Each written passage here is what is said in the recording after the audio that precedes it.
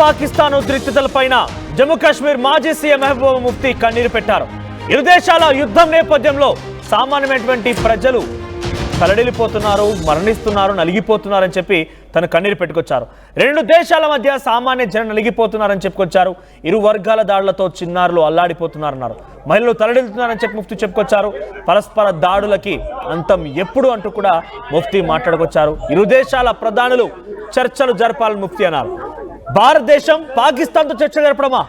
భారతీయులని చంపేస్తుంటే, హతమారుస్తుంటే పాకిస్తాన్లతో ఇంకా చర్చలు జరిపి అయ్యా బాబోయ్ మీరు మమ్మల్ని దాడులు చేయక అడుక్కోవడమా? పాకిస్తాన్ అంతు తేల్చాల్సిన అవసరం ఉందని చెప్పి ప్రతి భారతీయుడు కోరుకుంటున్నారు. ఎస్, తను అంటున్నట్టుగా కన్నీళ్లు పెడుతున్న మాటలో కూడా వాస్తవం ఉంది. చాలా సామాన్యమైనటువంటి ప్రజలు ఇబ్బందులు పడుతున్నారు, నలిగిపోతున్నారు. ముఖ్యంగా జమ్మూ కాశ్మీర్ ఎల్ఓసి వెంటున్నటువంటి ఆ పరిసర ప్రాంతాలు, గ్రామాలు, ముఖ్యంగా పూంచి, రాజౌరి, తర్వాత ఉరీ సెక్టార్లో ఉన్నటువంటి ప్రజలు అయితే ఇబ్బందులు పడుతున్నారు. ఈ మాట వాస్తవం.